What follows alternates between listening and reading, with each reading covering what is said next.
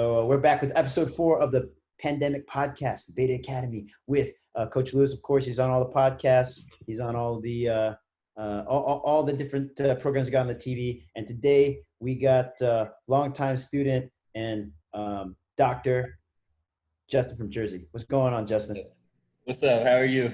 Doing well, man. So we got a lot going on today. This is great.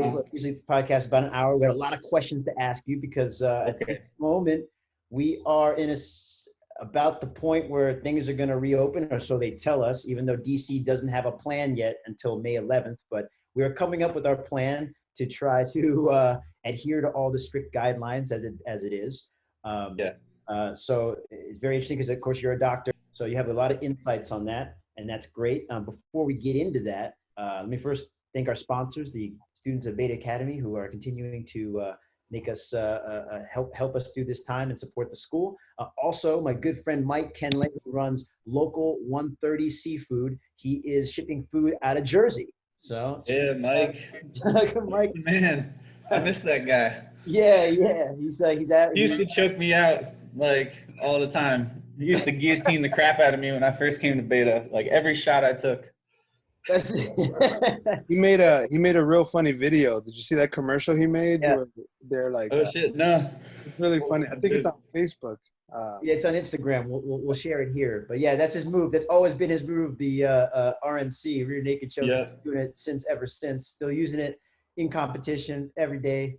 Man, love that guy. He sent me an ocean box. It's a Jersey from Jersey with Love ocean box. So it's got like 2 pounds of salmon, 2 pounds of scallops, 2 pounds of sea bass. It's going to be amazing. If you guys want to make an order, you can go on our member channel right now. He's accepting orders online. So thank you, Mike, and thank you for keeping us fed and making us make the right choices when it comes to seafood sustainability.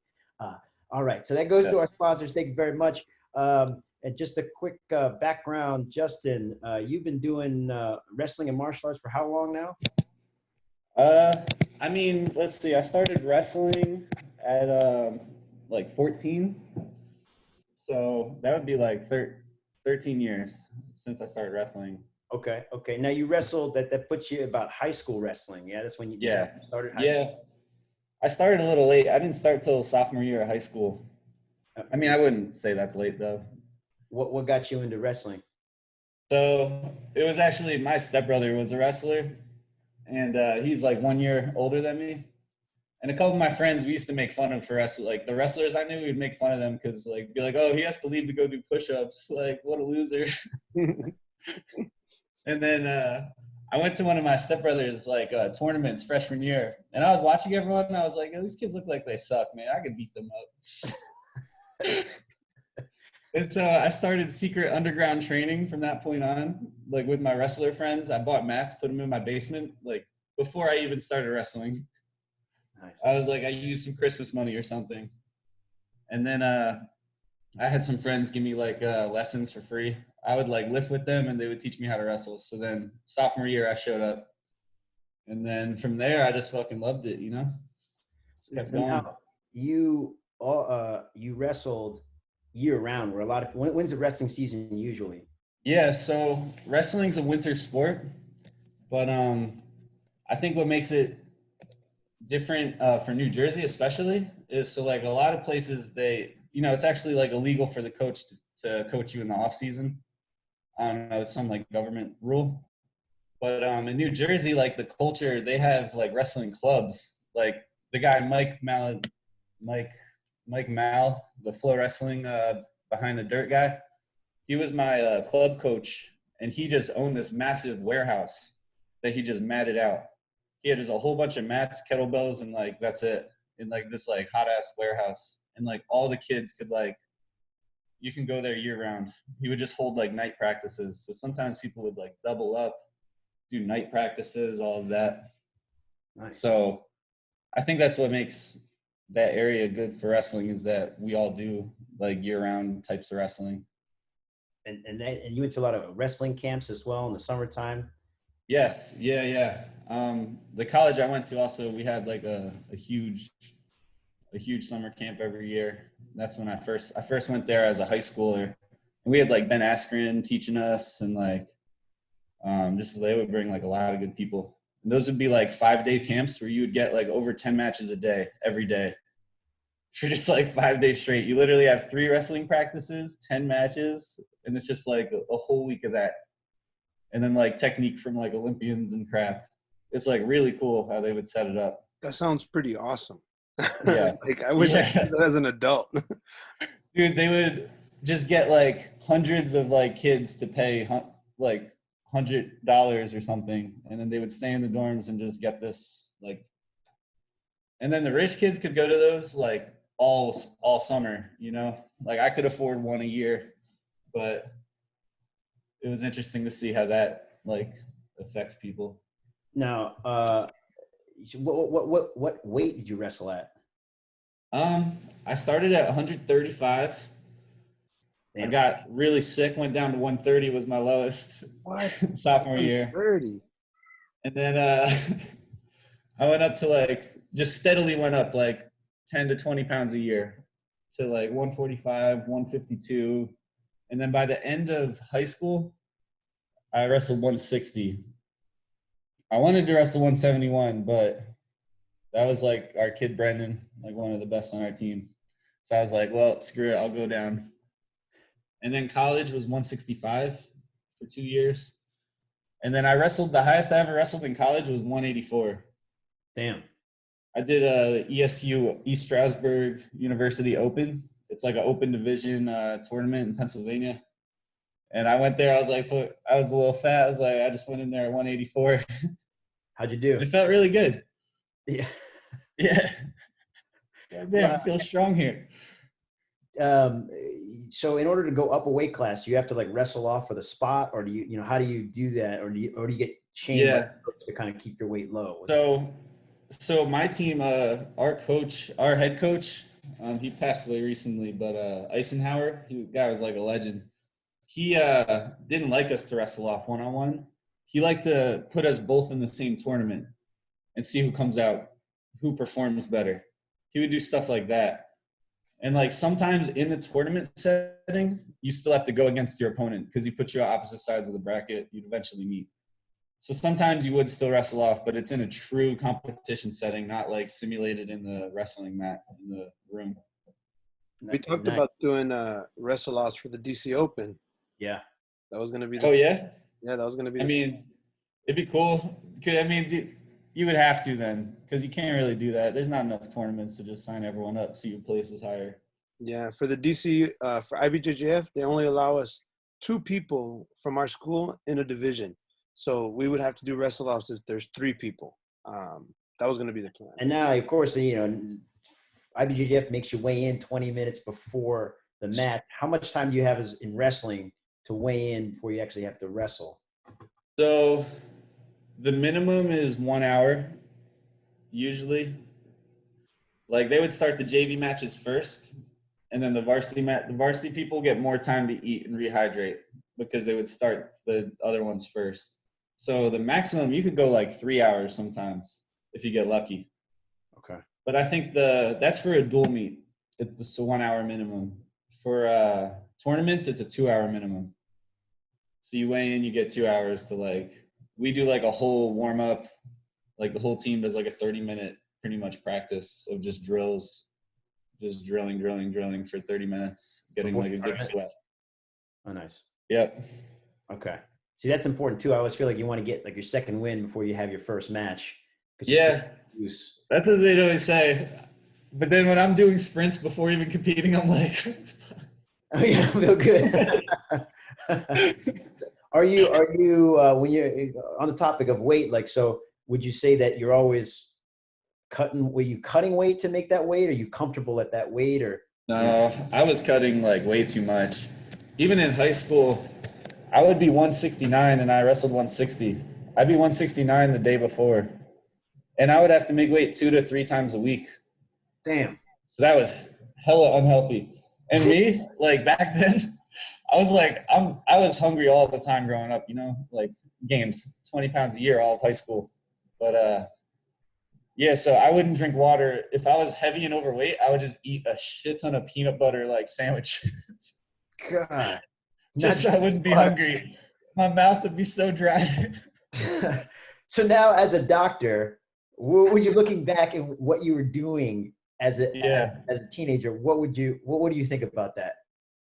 I mean, I think I was lucky that I started late, because if I was doing those terrible practices as a young child, I think that's why all these wrestlers are just like short and angry. Like, you got to think, like, access to food and resources like determines how tall you grow, you know? It's epigenetic influence. So if you're practicing starvation, even though it's not organic, I feel like this starvation is why all these dudes come out so small. Yeah, I mean, because you're a pretty tall guy. You're like 6 foot. You know, now that you've found jiu-jitsu, like you found that in New Jersey, right? You're under Ricardo Almeida as a Yeah.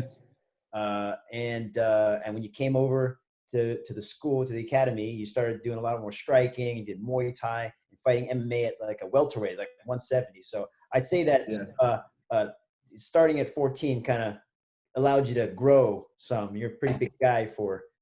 Yeah. I think it helps getting, good nutrition when you're growing up. I don't think kids should cut weight at all. Definitely against that. But it's happening. Anyway, Still happening a lot. Yeah. I mean, okay, maybe I get it in like those child MMA fights in like Russia, because you would want your kid to have a competitive advantage for something like that. I think for like wrestling, grappling and stuff, if anything, you want to challenge your kid against like a heavier opponent, like whatever. I mean, there's a point of diminishing returns that you're going to get when you're dehydrating yourself, and athletic performance begins to get hurt. You not feel correctly.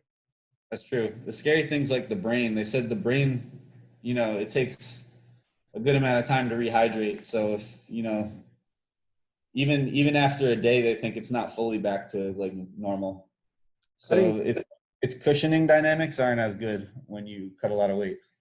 Cutting weight is one of those things that I always talk to people about, is because a lot of times fighters and strikers, here's how I kind of see it, is I feel like the weight cutting thing where they cut all the water out of their diet came from wrestling. It came from grappling, where you're not getting punched in the face. And then the MMA people started doing it, and it became like an MMA thing to cut all this water weight. But I don't think it's good, because you're getting punched in the head. And just like you said, you have all that fluid in your brain. And getting punched in the head and dehydrating yourself a day before getting all the fluids out is never a good thing. And this is good. I love hearing you say this. And we're gonna make sure, I'm gonna make a snippet of this part and play it for all these fighters that want to fight. Because I like to be like a problem solver. I don't like to think of problems. So I would, the next thing would do is we would need to make an agent, like maybe an oral agent that could like increase the water pull towards the meninges of the brain. Like, shit. I gotta make, you I think that'd be the next step. I'm just gonna make a substance that can rehydrate the brain. I don't know. We should give them armor and swords, and then make them fight. Then there's no weight cutting. They do that. I've seen the night MMA fights. You're great. They are. Hey, Tracy and Steph Hayes, say what's up. Oh, hey, what's up? How do you see comments? So I'm on. He's on the live. He's monitoring the live feed. Yeah. Oh, okay. So anytime somebody says anything, I'm gonna kind of interject. Dope. All right, thank you. So yeah, it's been great. Seeing you, your wrestling style. You show me a bunch of stuff. I always appreciate that, and you coming to the in-house tournaments, the no-gis, against someone like John Hamlet has always been very entertaining. I hope that we have some of those on film that we should be able to bring up. I saw that was like highlight fights had that live. Oh yeah, I remember watching it on their Facebook a while ago. Like, okay. Oh, you're right. We should contact Amani because he's got the footage. I'm sure I have. You know what? You're right. That was the year that Amani was recording a bunch of it. And yeah, you're right. You and John had, I think, 4 matches. We had 4 10-minute matches. And I feel like I was hit by a truck that day, because it was like I set up the brackets, so you guys had to fight each other first fight of the day. Yeah. You guys we call those the pigtails. Those are the pigtails. Oh man. It was great. You're like, what, I'm going again. We're like, yep. They're like, oh, all right. Got to go in there and fight this Honestly, guy. I kind of knew that would happen. I had a feeling that would happen when I got there. Because I remember I weighed in under the heavyweight, and then like I think Isaac was like, "Nah, you're going heavyweight. Don't worry about it." We got to match you up correctly. So I'm glad that you had your battles with him, and you still you guys are coming up together. You guys are both purple belts now, so you know Yeah. the skills there. You're bringing your wrestling skills. Play some. We appreciate that, and hopefully we can get back to that soon. Yes. And that being said, you know, now wait. So correct me if I'm wrong. You're in Las Vegas right now. Yeah, I'm moving here for my advanced residency, so I checked out a bunch of apartments yesterday. I did some training. Don't tell people that. Some garage training. Got some good rolls. Nice. All right. All right. Yeah. So now you weren't concerned about any of the travel restrictions or domestic travel or anything like this. Tell me about your. Well, the thing I was more concerned about with traveling is you know, making sure I don't spread anything to other people. I'm personally not too concerned about contracting it. I won't, to be honest with you. But I know they're not doing travel restrictions inside the U.S. yet, so I don't think they will at this point. So Did you have to wear a mask? Weirdly enough, you don't have to. I don't know if you want to get to that yet, but yeah, I think inside in crowded areas it should be required. I feel like that's like one of the logical things, and it doesn't affect everyone really too much. But Okay. I don't know. Were there a lot of people on the plane? No, it was weird. It was like ghostly. They barely check your bag. Like they barely even check your bag. You just can like walk past them with it. Damn. No, there's like really not that many people there, so everyone's like kind of super chill. I think they're having like an easy time working. The employees, at least. I mean, the corporation's losing a bunch of money, but the employees are chilling. Did I tell you? Did you hear about Tom DeBlas, the guy from New Jersey? What happened to him? He was my first wrestling jiu-jitsu class I ever went to. Oh wow! So he recently got the corona test, and it turns out he has the antibodies, which means that he had the coronavirus and he recovered without even knowing. Yeah. And he's saying the last time he remembers feeling sick was in December after I think he traveled to California, and when he came back, he got sick. Do you think that's possible for the corona to be here way before they? You know, it's called COVID-19 because it was 2019 it emerged. So it makes perfect sense. December was like a big time for it, actually. So do you think you contracted it at some point already and have antibodies? Oh yeah. Oh, absolutely, man. I'm in internal medicine, so we're the first people they go to for every single COVID patient. So like, I'm there like from the very start, seeing them like in the room with these people. And to be honest, like low key, I kind of wanted to get it because I wanted to just recover and get the antibodies quickly. That's what I thought would happen with all the jiu-jitsu people. They're all gonna try to get it so they have antibodies and they could train. No, that's exactly, honestly, I was like, I'm in these rooms every day. I'm going to get this, like. So you're not afraid of getting it. I mean, so, all right. Actually, my girlfriend did get it, which is why I know I probably did get it. She was like tested positive. You didn't take a test? What's up? You didn't take a test? I took a test like 4 days later after I was with her and she's positive and I was negative. But why you stay negative like that? Like you don't know? Well, it's got a 30% false negative rate. It's really a crappy test. So if you're negative 30% of the time, you're actually positive. That's the stats on testing. All right. All right. So is this the current test they have for everybody to take? Yeah. Yeah. There's different forms of it. They're faster now, but the sensitivity is still pretty crap. Is it the one that they shove something in your nose and tickle your brain? Yeah. Yeah. I had it done. They stick it and it goes back. Damn. So it's not comfortable to get this test. It wasn't too comfortable, but it wasn't as bad as people said. Lewis, my eye definitely started tearing though. It was so far back. Your underwear. Yeah. I'm just letting you know. In your boxers, it's okay. In and out. We got to clip that one. Hey, I don't think anyone else saw it. I think just you guys saw that. Okay, all right. All right. So now, if you wanted a test, okay, we're kind of all over the place now. There's a lot of questions to ask you. What are you seeing in the hospitals in Howard University? Okay, so let's see where to start. It If started you feel slow. comfortable, if you don't feel comfortable answering any questions, let me know because I'm seeing. No, I can give away generalized info. No personalized health information. All right. All right. No HIPAA guidelines. I'll adhere. I've had like 1,800 lectures about it, so I should remember all of it. So I won't disclose where I'm working, but in DC. And it started slow. Like we prepared. A lot of people were really scared. That's the thing about this. A lot of people were really scared, so they were complaining before everything started. But they started like trickling in slowly, and I got my first like severe patient like a few weeks into it. So I don't know. I feel like it was good. I was thrown right into it, and I hated infectious disease, but now I feel like I'm somewhat expert, at least at least for treating this virus. So are they quarantining people within the hospital, or are they just letting them? Yeah. So it's weird because at first we had no guidelines, right? Like a patient who's probably positive walks in, he's chilling in the waiting room, coughing and shit. Like before he's seen, if you're waiting in the waiting room of the ER, we're like, okay, so this is just going to be a zone where even if you don't have it and you're coming to the hospital to check if you do have it, you'll probably get it.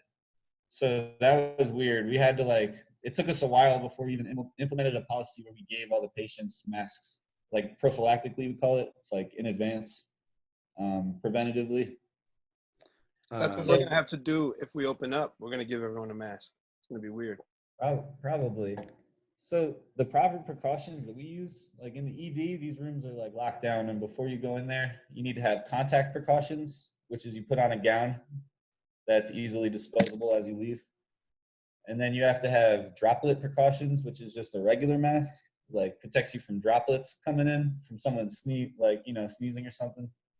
And then there's airborne precaution, which is like the more hardcore ones. Those are what you need, the N95s. And that prevents it's called like aerosols. So aerosols are like droplets, but like on a smaller size. And they can creep through obviously even like regular face masks. So that's when you need the heavy duty ones. And that's like when you're within 6 feet of them. And since we're doctors, I have to listen to their lungs. Eventually we've been like loosening the protocols where like we don't have to spend a lot of time and do a full exam on them because it won't really benefit them a lot, and it just puts us at like extra risk. So these tests that are being given, that's so they're not perfect, obviously. And are all the people who are confirmed, they have to come through this test? Like, how does that reporting work? Oh, so the reporting, all of the facilities, like usually the tests are ran through Quest Diagnostics, and they work like closely with the Department of Health. So pretty much every test that's taken will be reported. Okay. And even us, when we release a patient that has COVID, like a lot of times we don't have room to just keep all these people all day, So the ones who are healthy and came in but they have COVID, like we have to send them back home to self-quarantine in their own space. But then, so we have to report that to like our infectious control, and they talk to the DC government. So they keep track of everyone that we reported that's positive. Okay. And so I guess the government has the info of like everyone who's catching this and going back home. Hey, so I have a question about this. So is there a way for everyone to get like a health certificate that says they have the antibodies and they're not in danger of corona, and then they could bring it in and we could be like, oh shit, I guess you could train like normal with a partner and everything? So that's ideal, what we would all like. As of right now, the reason why we can't do that is they haven't yet proven that the antibodies will prevent reinfection for this virus, which honestly, in my like clinical experience or clinical like, I think they will help, but they haven't proven it scientifically yet, so technically they can't. Because all I see in the news is like, oh, just because you got it doesn't mean you won't get it again. You know. Yeah, But there's a 14%. There's a 14% like rate of pretty much bivalent like occurrence, like someone that gets it again. Like 14% of them so far, at least in like that was in like a Wuhan study that I read. Oh, so that's another thing. The science here. All these doctors in Wuhan have like pages and pages of papers on this. But there is an interesting fact that there's two different strains of this corona. There's like an L type and another type, I think R type. And 70% of the like L type was all in China, and the other strain is mostly here in the other parts of the world. And I think the USA has. I kind of suspected this on my own. I feel like we have like there's maybe a less viral strain, but they think that it's the Chinese people have had so many other similar viruses that they are having like cross reactivity, and it's our own body's reaction that'll like pretty much send you to be like intubated. Your own body, like it makes a whole bunch of these inflammatory like cytokines, stuff like that, and then your body gets all these fevers and you can't breathe and all that. It's kind of your body trying to fight it so hard that it kind of does itself in.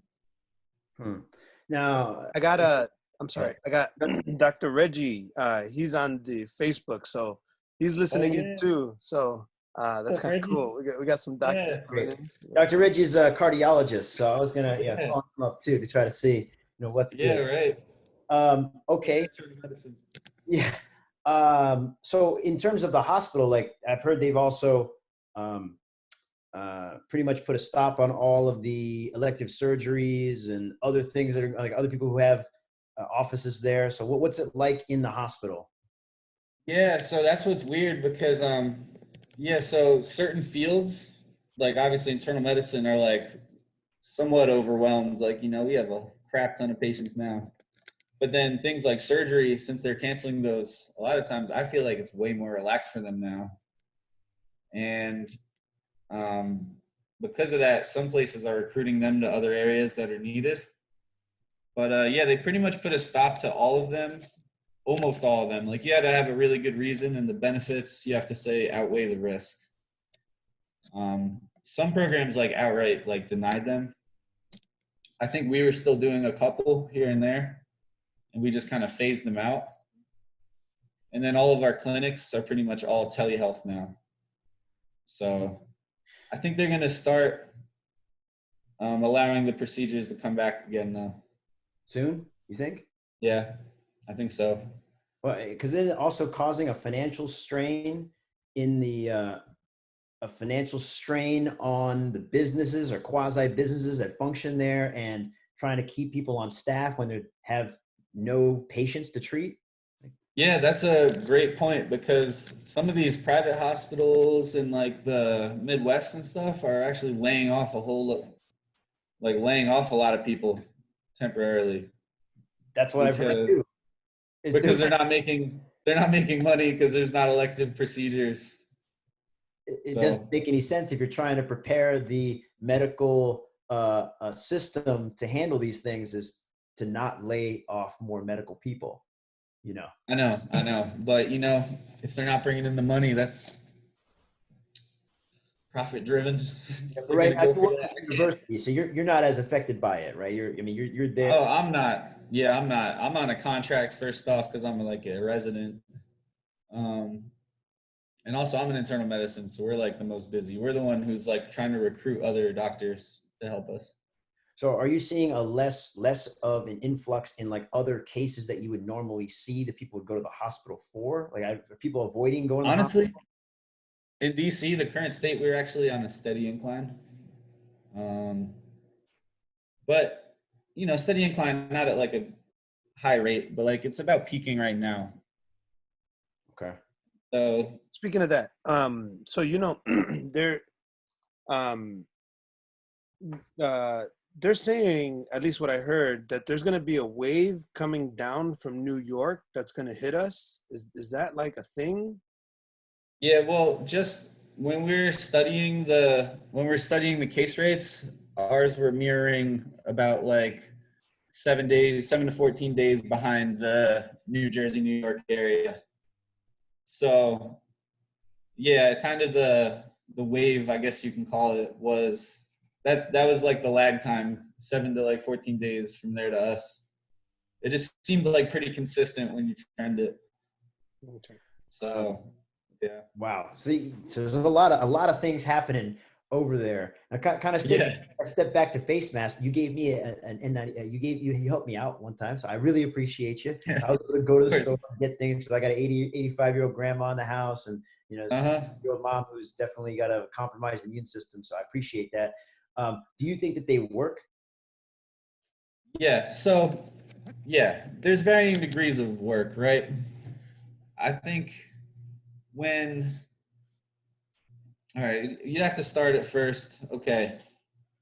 First, like the first thing we did when this came out is we're like, how is it transferred, right? Let's break down the virality, how it's transferred, right? So we found, okay, the aerosols or the droplets from your mouth in a cough, it can travel like 6 feet was like the furthest it can go, pretty much.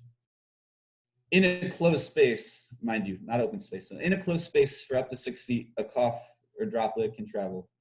And then like, on surfaces, it'll survive for maybe like 6 hours and be active. And so, that's why we started the whole hand washing. Well, hand washing you should always do. Wiping. The masks, they do help. The reason they really help is they help you spreading your own germs to other people. Like if you cough or if you sneeze, it'll be contained. When you're breathing, those droplets are all contained. Like for the most part, it reduces risk. So I think what we should have done before closing even businesses. So like what Korea does is they don't close their businesses and stuff. It's mandated that you have to wear one indoors. And I think that's very logical. It makes sense. You can like even have face masks at the front of stores if people won't steal them all, because some people will. I think that should have been done first. And the thing is, it's not 100% effective, but yeah, they do significantly like decrease the risks of transmitting. But we didn't have enough, right? I mean, the whole thing about the government telling people that masks were not effective was because they didn't want the people to compete against the government in trying to acquire medical equipment. It was not a medical decision. It was a supply decision that they made. And that's why a lot of people were like, I think it was a crappy recommendation for them, because people hoard them anyway. You didn't affect the people hoarding them at all. You made no effect. You only made the effect was that the transmissibility will be higher because you recommended them not to bother wearing one. Now, is there enough personal protective equipment for the staff members of your hospital? In my hospital, we've been lucky. It's actually been pretty good. One of the ways I cut them down is I had reusable. You're not supposed to reuse these, but I had, those goggles from like chemistry lab, those like white clear ones. I got a pair of those that I took like years ago. So I use reusable things like that and wipe it down with alcohol. So that I don't need to like keep using those face covers over and over and throwing them out. So a lot of people have been doing that. And then we wear those N95s, but we put a less expensive mask over it. And then when we leave the patient room, we throw out the less expensive one and we keep the N95. And I do a little circuit. I see all my COVID patients like in a row. And then I take all my stuff out, and then I see my other patients, especially if they're like old or something. I try to like minimize any risk of bringing it to them. You made an interesting point about like having, a couple of precautions we should have taken ahead of time before closing down the businesses, before closing down the economy is pretty much what's happening. Yeah. Lewis will always dial me back and pull me back from the cliff whenever I say something crazy, because No, I want it. I like it. I can't get too crazy out here because really I'm trying to get the information out to the people. That's what I want to get first. Yeah. Right? If I start talking too crazy, then like it gets pulled. Now, did you see the video of, I'm gonna mention one thing, is the video Yeah. of the two doctors in where were they? They were in California, and they were talking about how, this was a mistake about the lockdown, and, giving us more facts about the disease. Did you see that video before they took it down? Or I didn't see it, but I'll be honest with you, I've had my own doubts as well. It's not how I would have handled the situation. I mean, I have a limited, it's an opinion, but right. But go ahead. yeah. No, I have my own doubts about it, I think we could have done a lot more preventatively before resorting to that. I think also I think the way we did it was stupid. So outside, I don't know why they banned all outside activities. Meanwhile, grocery stores, it's not even required to wear a mask. Like people are like head to head in aisles next to each other. Like you could have expanded you could have kept like outdoor things open, wellness, people's like mental health, all that crap. Doesn't the ultraviolet light kill the virus? Isn't that? No, not really. I'm not talking about what the president said. I'm talking about, isn't being outside less dangerous than being inside? Yes, completely. Like your droplets won't travel outside. Like they'll be dispersed. Like you don't really get people infected outdoors. I think, they should like expand the food delivery services, stuff like that, so people don't have to leave the house, like don't have to congregate at a grocery store. That would be a good idea. Yeah, because why are parks closed? yeah. I mean, and back then, like I was watching some of the pandemic of that Spanish flu in the 1917, 1918, and they were having the medical system make like these tents outside where they were treating all the patients, because it was better for them to be kind of outside rather than all stuck and confined in a hospital, where there might also be healthy people or people who don't have the disease to go in there and get the disease. Exactly. We're actually doing that. We have a tent now. That's kind of what I was talking about before. How at first people were just sitting in the ED, just infected, just coughing, and you're like, dude, what are you doing? Yeah. But now we have these tents, and like anyone who's a PUI, person under investigation, we call it, like PUI for COVID, we'll use the tent once it's bad enough. Hey, I gotta say, when they closed the parks, so right when they started the shutdown, I would go for walks before I got all scared. And every time I went to the park, there was a 5-on-5 basketball game going on. And then there's a bunch of kids on the playground, and they're all touching each other and that kind of stuff. So I just want to make sure I give you guys the other side. Is I think they did that because everybody's playing basketball, all their kids are playing together, and I think that was a main problem. Because it wasn't like when I went to the park, I was the only one there. It was packed. Everybody's at home and it's packed, and I feel that's why they did it.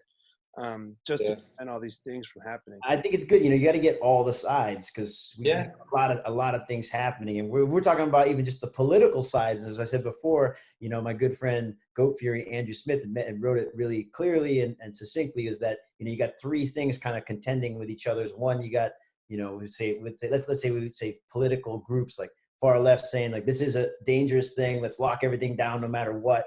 Yes, it is affecting people, as you clearly told us. But to what end are we going to put these lockdown measures in? You got the other side where it's like, hey, we need to reopen because the economy is crashing, and you gotta have you can't have the cure greater than the disease itself. Then you got the third side, which is kind of these libertarians who are like, what's happening with the laws? Everybody's we're losing our civil liberties, our rights to do whatever. We can't even go outside anymore. So you're gonna have to balance all these different views. I know. It's conflicting because I'm a big, I'm like a capitalist, I'm all about business, making money, all that.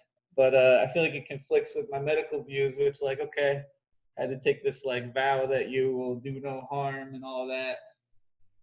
So I still am leaning on, I think the problem, like what Lewis was saying, it's like a cultural difference in America. We have a cultural difference. Like if you're not forced to like stay outside, then no one will use reasonable measures because people don't people here aren't used to this. It's kind of like fake, you know? People in like Asian countries, they have freaking pandemics like this all the time.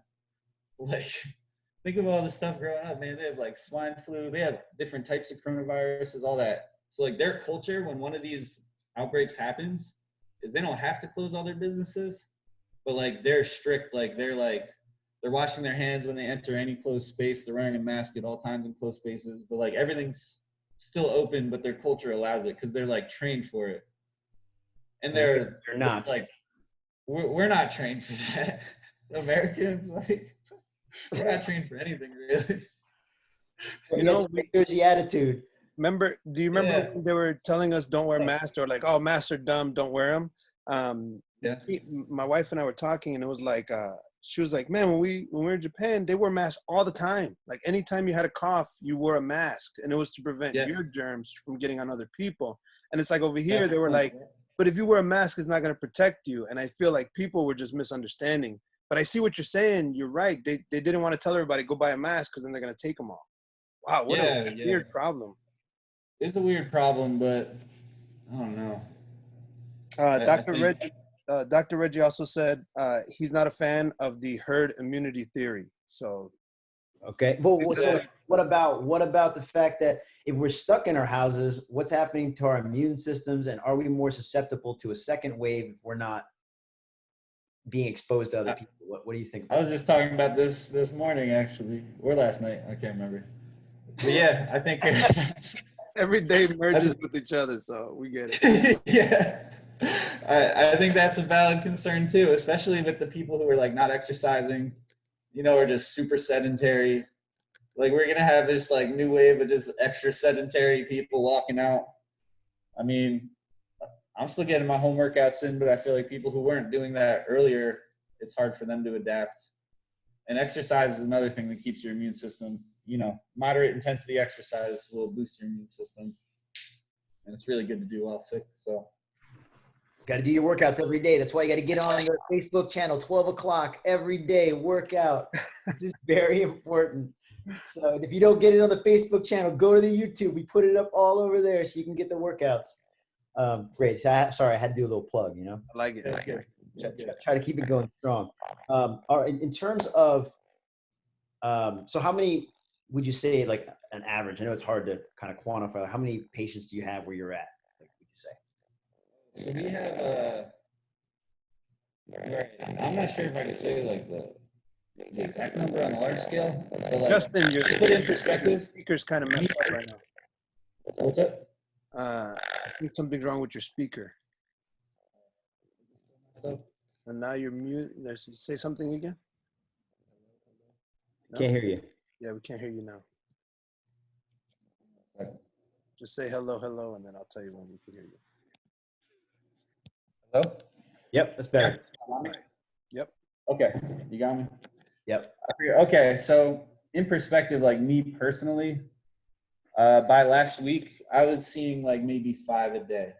Like 5 my own positive patients or 5? Yeah. Okay. I would have like 5 positive that I would like see every day. And the problem is it's hard to send some of them home, the ones that are really sick, because, you know, we track their oxygenation, and like if they still can't maintain good oxygen, like we have to keep them. So they kind of build up as new ones come, you know? So you're like, crap, I got to get these ones out because I'm getting more. I'm going to get new admissions. I'm on call. So it's like this balancing thing of trying to get people good enough where it's like, you're good enough, you can go. And then like they're scared and they don't want to leave. And like based on like, you know, your objective data, I'm like, you're oxygenating pretty good, like past our like standard. It's like, you're good enough to go home. We'd like you to go home. A lot of them still fight it. But you check on them afterward? See how they do? Yeah. It's weird because we've never done more like telemedicine. I mean, it's my first year as a doctor, right? I'm like right into this. So I'm already doing telemedicine now because like you have to call. A lot of times instead of going in the room, it's better to call them. And like some of them have glass doors. I can call them, look at them, observe how they're breathing, see how their chest is rising, like see how they're clinically doing. I can do it through a window for a lot of them. So if a person comes out, here's the thing. My father-in-law, he's not feeling well for the last like a week. So sounds like he's got some of the symptoms. So he had a telemedicine appointment. And, we asked him, like, did you get the test? Did you go get the test? And he's like, no, I didn't get the test. And we're like, well, why didn't you get the test? And he goes, well, my doctor just asked me, like, do you think you have coronavirus? And he's like, no. I was like, okay, great. I heard about this too. Yeah, I heard about this too. It's almost like they ask you, if you think you have it, just assume you have it.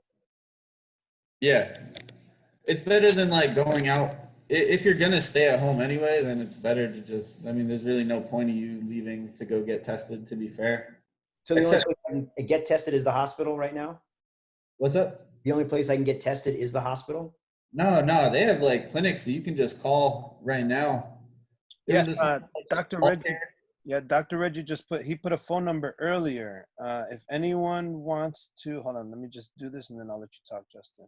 He said if DC COVID appointments, phone number is 855-363-0333. And there's a Spanish line too. And it's all in the member channel. So if anyone wants to get in there.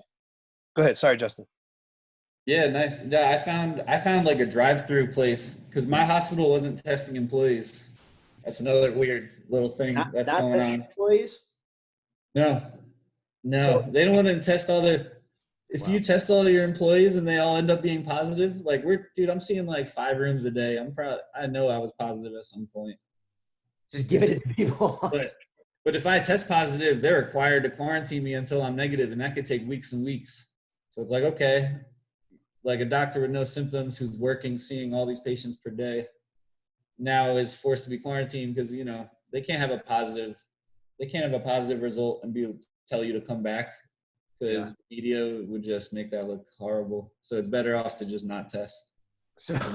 Wow. All right. What a crazy world we're living in right now. So what would you say, again, this is an estimate, the age group of the people that are coming in that are testing positive and that are staying in the hospital? So I've had patients up to 90 in their 90s. And I've had the lowest. So I was more concerned about the lowest I've had, right? I'm like 27. The lowest I've had was like 36. 36 years old. Whenever I have them, I'm always looking and trying to see, like, they say they have, a lot of them will come and they say, like, I have no medical problems at all, like nothing. But they like drink like a 12-pack a day, a Modelo, and like smoked a pack a day for like 8 years back, like when they were a teen. I'm like, okay. There's usually, so far, I've always been able to find something like that for my personal patients. But the largest age group was like late 40s to 50s. It's young enough where they're strong enough to like still not care, kind of like go around, do stuff. But okay. And I've seen some bad ones. In recovery, like, are you seeing the patients recovering that in the hospital? Would you say? I've seen a lot of really good recoveries, and I've seen a lot of really interesting ones, and like that take a long time, like weeks and weeks at the hospital to recover. Pretty much like the wave of how it goes is like either you'll come in and your oxygen will be low, it'll be like 34, 33. You'll feel like a little short of breath. But then sometimes it just stays like that, you take care of yourself. We call it symptomatic control. You just go home, rest, drink water, a little light exercise, I think should be recommended. And then, they'll get a little better from there. But then other people, when you're watching them, so we trace like their temperature, see if they're spiking fevers. And they're like, oh no, they're spiking fevers, sweating, doing stuff like that. And then some of them can, slowly drop. Those ones are still okay. We have a algorithm on how to treat them. They slowly drop. You give them some oxygen. A lot of times they're better with oxygen. You just send them home with it. Damn. It's like, all right, take this oxygen, go home. You're good enough with it. Call if it gets worse. So what would you say, like, the capacity of the hospital is? Are you guys at capacity? You still have capacity? Yeah, no, we're like at our capacity as of right now. Okay. It's peaking, and like we already have overflowing patients, because those two I described, the third way it can go is you can deteriorate rapidly. And it's like it's a storm of your own immune cells, just like going into overload, and you deteriorate. Like, I've seen it in front of my eyes. My first week treating COVID patients, I saw it. I haven't seen it since, but I saw it in front of my eyes. Like, I talked to this guy an hour and a half before, and he's like, yeah, I'm doing okay, a little hot, that's it. And then like an hour later, boom, he's being intubated, like tube in his mouth, sedate him so he stops fighting and like relaxes. And then those ones, those are the risky ones. Yeah, obviously, like the respirators, like how many of those you have. We have a lot in reserve. This is the argument for the lockdown, is that the hospitals are kind of at capacity. Yeah. So it's weird where the hospital itself is not at capacity, the ICU is.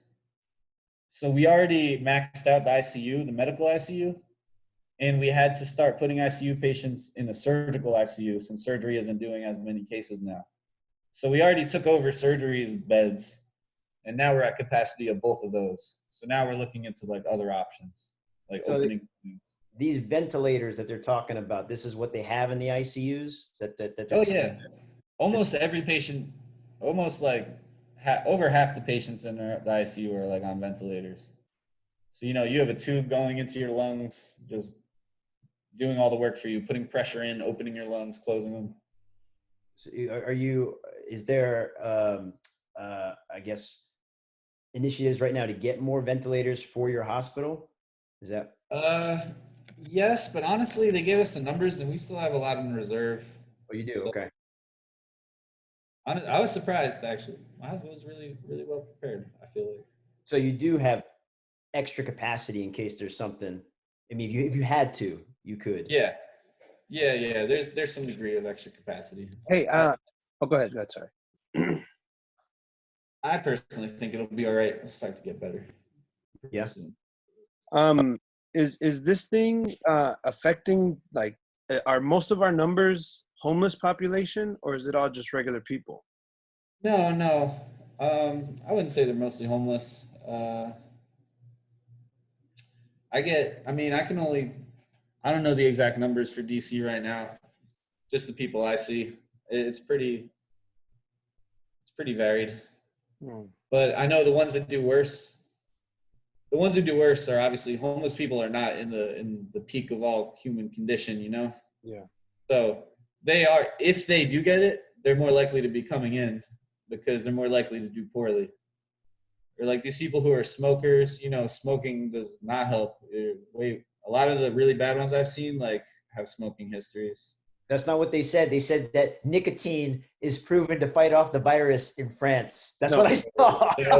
No way. They might say that, but the lung damage itself from the smoking is going to make you do worse. So I'm not a smoker. I'm just saying that's what maybe nicotine gum might be good then.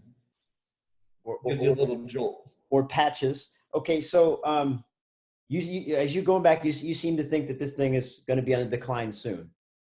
I think so. Okay. Yeah. But right now we're at a peak. We're like peaking right now. Hey, okay. if we can, I'd like to hear his thoughts about our plan for reopening whenever that happens. And I don't know if yeah. That route yet. Well, so last questions on the like the hospitals is the let's say the unfortunate death counts. Like I'm getting conflicting stories too about how like there's pressure on hospitals to report that it's a COVID death, but it might be kind of related to other, what's it called, morbidities. What if I say that right? Like you have a heart condition or something like that, but you say, okay, this is a COVID death. What do you say to that about the? I think if they have COVID pneumonia, so like if they have diagnosed COVID pneumonia and they die of a respiratory related ailment, we're going to report like all that in the death pronouncement as, COVID pneumonia is one of your primary assessments. And then every single one of those, each of those deaths, we have to write a death note. So I write death notes when I have to. And I guess in that you'll describe what happens. So, based on how I document, it'll probably be related to COVID. Okay. Is there like a box you check that this was a COVID death or not COVID death? Or? No, you put in billing codes for your like assessments. Capitalism. Yes. So it's based on billing. Okay. if you have hypertension, I get paid a certain amount. But if I say you have hypertensive cardiovascular disease, I get paid double. Okay. Or So I don't get paid double. what do you get? What does a hospital get paid if there's a COVID death? Honestly, I wish I knew the specifics as of right now. I think it's still new. My hunch is that there is a financial incentive to report deaths. Yeah. What you're saying is that there is a financial incentive to report certain things. I would like to know if there's a financial incentive to report a COVID death, because that could also, right now, a lot of how we feel about things is all based on these figures that we're getting. And I'm just trying to figure out like how accurate everything is. Yeah. Well, I think you can be like assured that all of the ones reported positive deaths have tested positive during that course.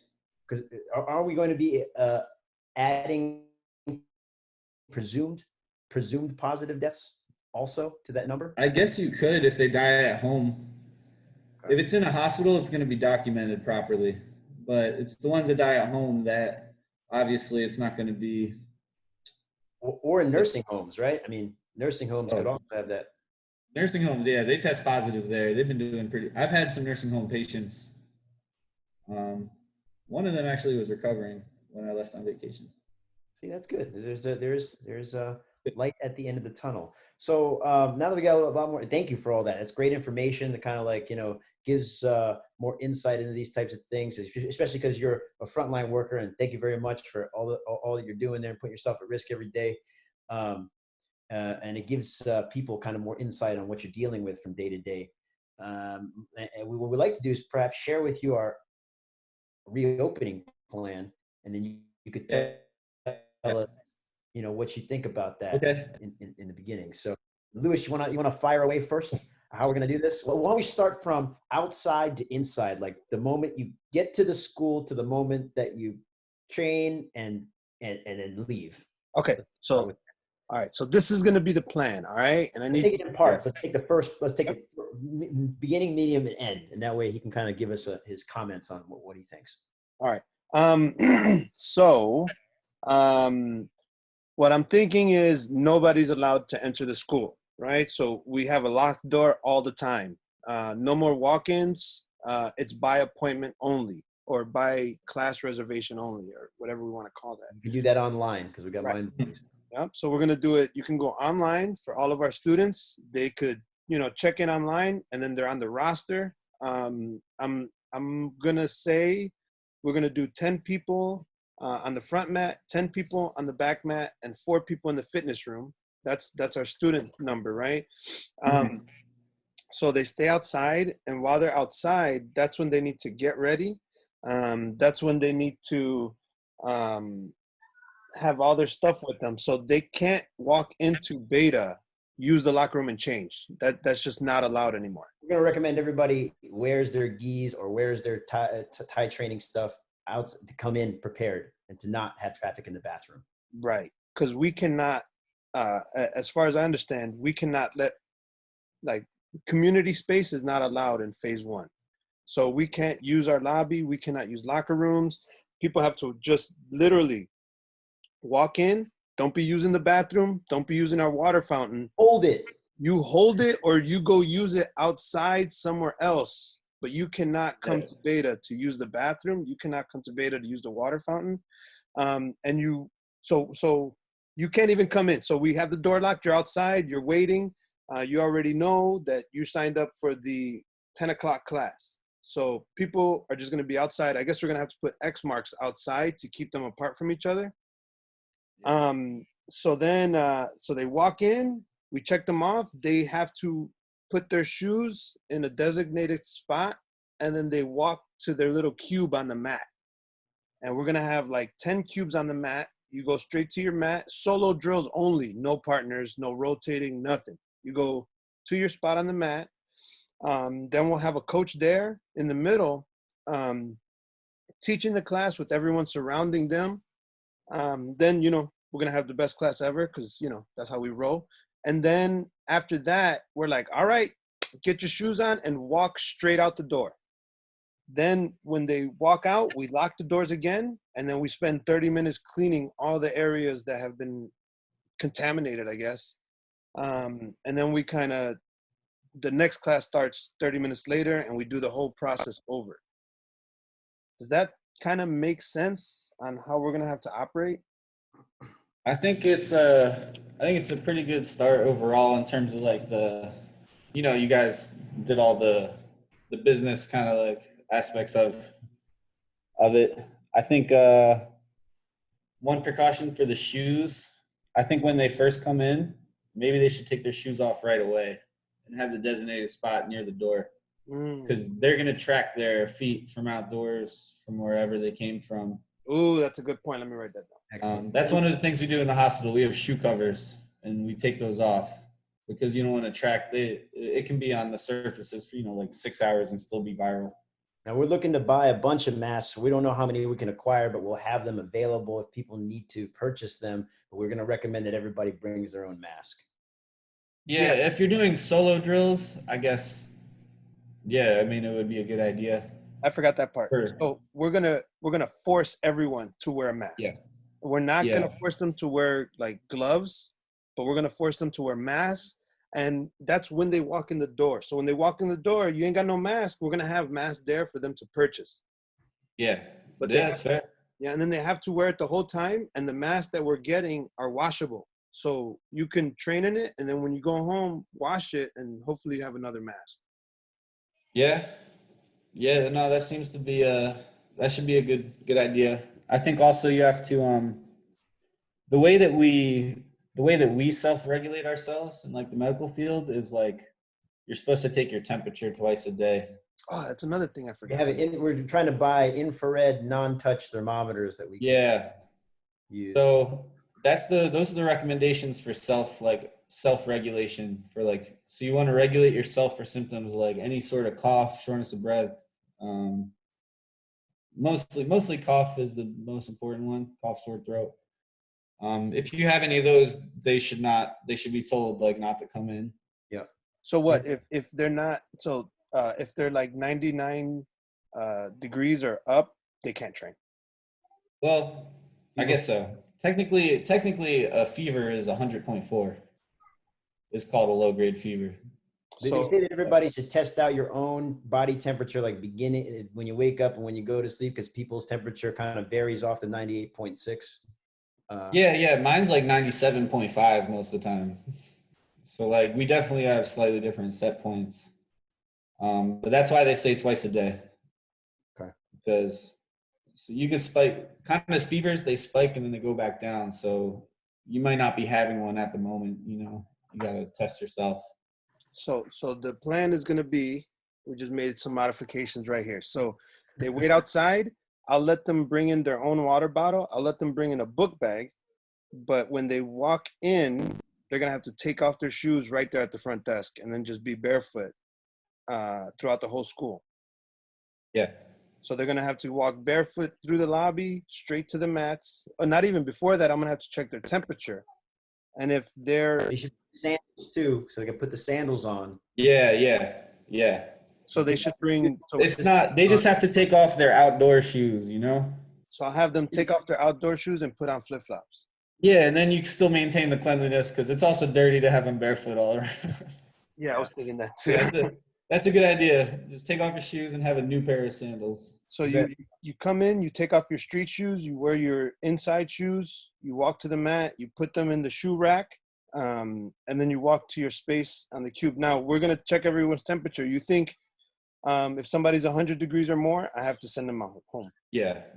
So no matter what. I would say you could be safe and do 99.5 because they could be like upward trending. Okay, so anybody 99.5 or higher, I'm going to say, sorry, guys, you can't be in. And then they go. Now, like I said, we're not letting anyone use the bathrooms. And now, what about fitness room? Because you know how, like, the fitness room is. Yeah. So the biggest thing about this, so, like, the mask is one thing, but the most important thing is always back to just, like, washing your hands and good personal hygiene, right? So there needs to be, like, if you have, like, strict hand washing, that would have to be the best way to have the fitness room, because that is going to be a common place of contamination. It's going to have to be like well cleaned. Well, it's going to be, everything's going to be by appointment only. So we're only thinking of allowing 4 people in the fitness room at a time.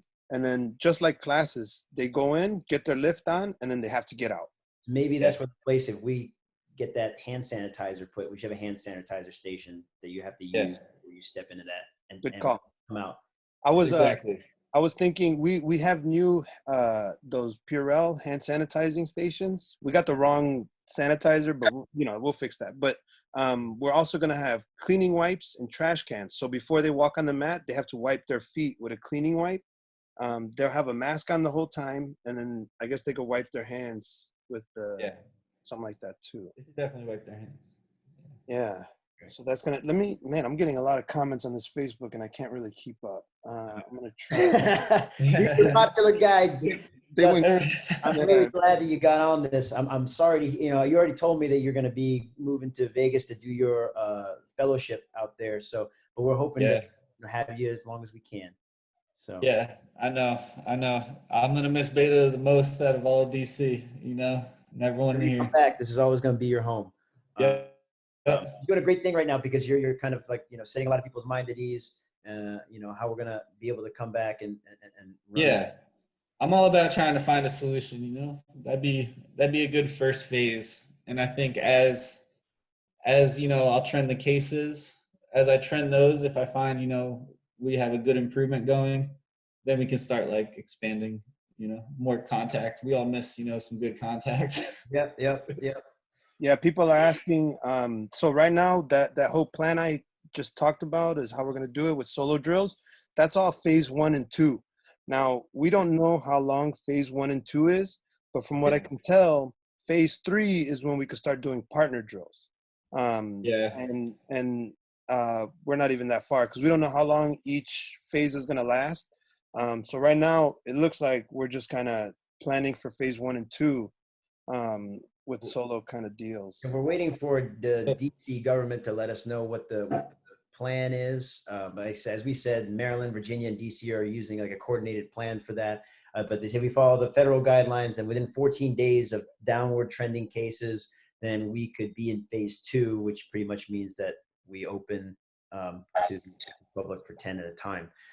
Past that, looks like we can do like one partner training person that you're with that you kind of get assigned to.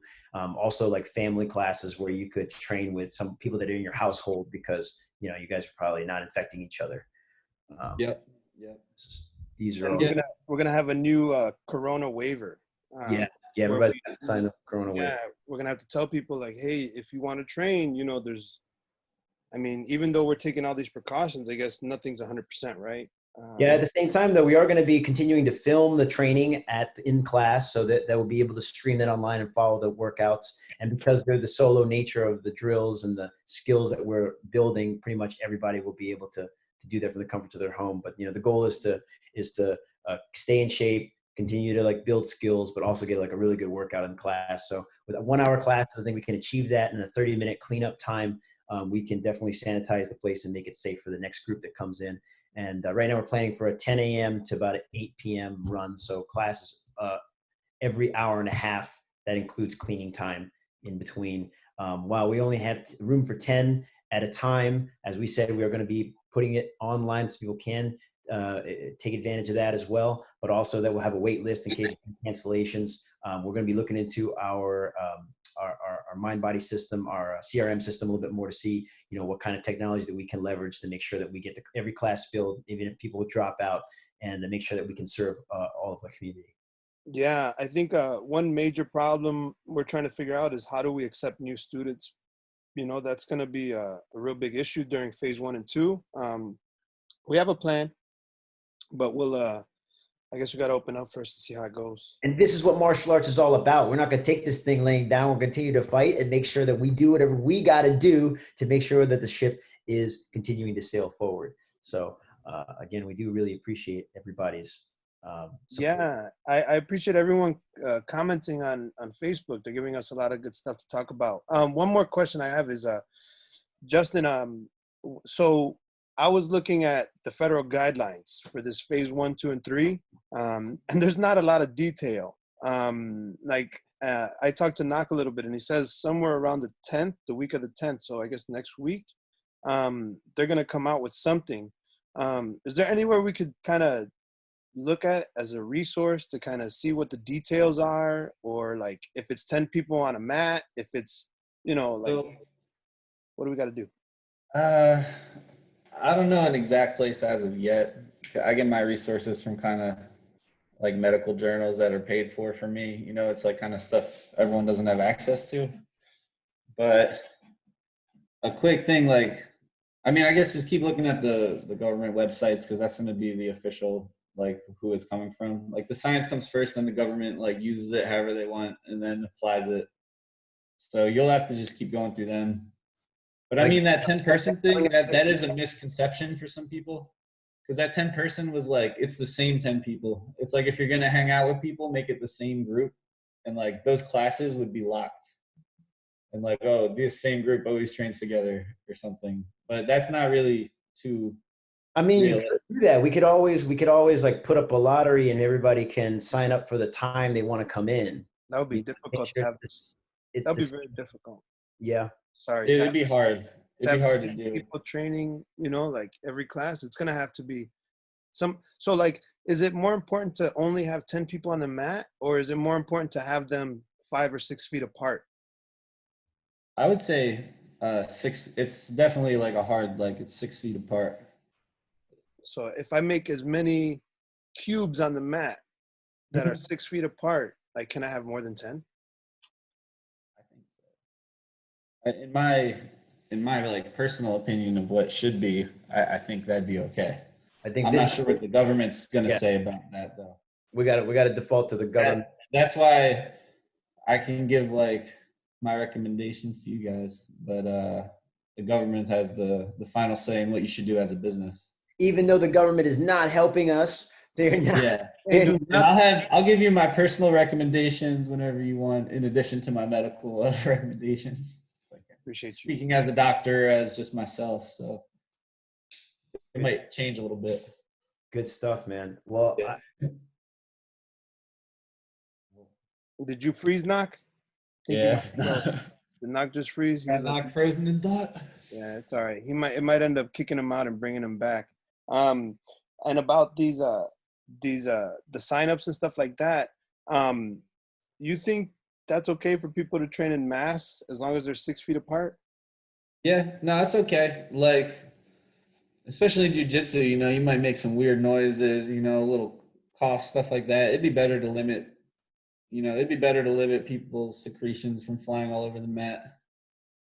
Jiu-jitsu can be pretty dirty. Yeah, it's So gonna. I think the mask could help.